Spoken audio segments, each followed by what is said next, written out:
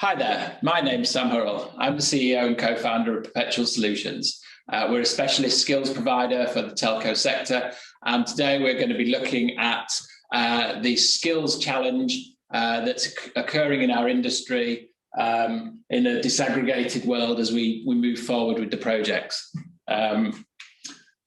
There are two categories of general NFE-related challenges. HR-based NFE challenges are what we're going to be looking at today, and these are the lack of skills that are existing in the teams and the need for retraining the current personnel in the teams. The second challenge is extremely fragmented solutions ecosystem, a lack of standardization, but we're going to concentrate on the skills, which is often listed as one of the first priorities that operators need to fix in order to move forward with these projects.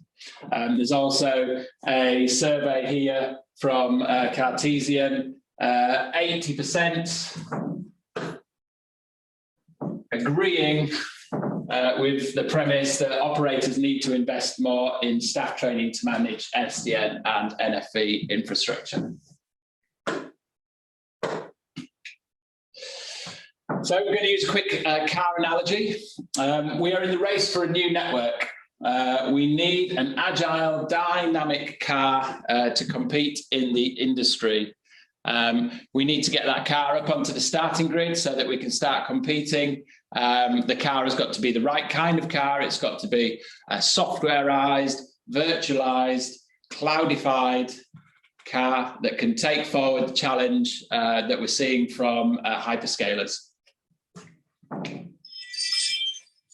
In the past, the typical scenario was that we had the vendors, systems integrators responsible for the solution. Very happy picture there. You pick up the keys to your car, you take your car, you drive your car, the car works fine. If there's any problems, you take it back to the vendor fixes the problems. However, this is a paradigm that costs us the CapEx dollars. And so what we're trying to do is we're trying to move away from that, and we're moving into the disaggregated paradigm. However, this is what the disaggregated scenario looks like.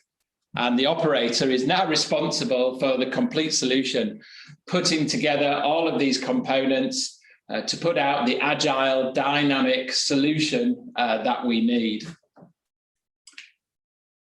Also, you may find that you have legacy kit that you want to carry with you in this new solution. And again, that requires a great deal of skill and understanding to bring the legacy kit with you, to automate that legacy kit, to connect it to your softwareized, virtualized world. So how do we get from all of these components over to the working solution on the grid that is going to work for us? The answer is a highly skilled team. Everybody well-trained, understands their job exactly. Everybody moves as one, achieves the project in the timescales required.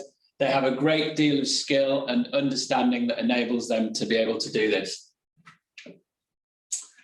So what skills do we need? Probably everybody is aware of the open source ecosystem that exists. We've got very important projects from Kubernetes, ONAP, ORAN, etc. Lots of skills required in the open source ecosystem, but is it enough? Is that all the skills that we need? No, it is probably not. So we start off with the ecosystem that we're all trying to move to, but then over that we've got vendor, systems integrator, custom solutions that are including some of the open source ecosystem in them already. So there is some help coming from the vendors, but it's not complete. Over the top of this, we then need to layer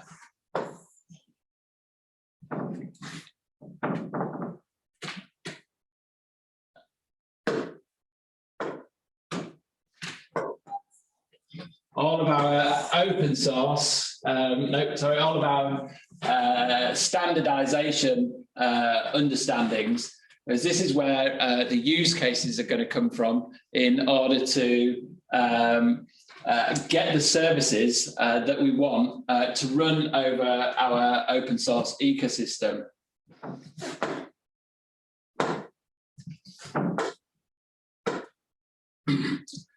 So once we have the understanding of the standards and the de facto standards that are out there in the industry, we're then able to start to look at how we build out those use cases that we're really interested in. So we've got using Napalm to automate BGP, orchestration with Ansible playbooks, automating Cisco routing protocol configurations, NFV Mano with Taka or OpenStack, orchestrating SASE with SD-WAN, network control with ODL and ONUS, service function chaining. Many use cases, that's where the value is for the network, and that is the understanding of the ecosystem and how to deploy standardization in the form of the use cases across the ecosystem. This all requires a great deal of skill and understanding. So how are we going to get this full mix of skills? So we have here a series of pathways for skills for your different professions or role types within your operator business. And this is the same for vendors and systems integrators. You will have similar role types. So we have network engineering profession pathway, product development, pre-sales engineering, sales and marketing, IT infrastructure, software development, security, IT services. All of these role types need to have a certain level of understanding of this open source ecosystem, the standardization, the use cases, the different approaches from the vendor and SI solutions that are out there in the industry. It needs to be a holistic understanding of all of this at the levels that the different role types require. And here we can see we've got pathways of training. Each one of these blocks represents a workshop that you could do for that particular role or pathway. The place to find more information on these is that you can click on the course titles and go through to our website and see more detail on each of these courses, all of the granular level detail.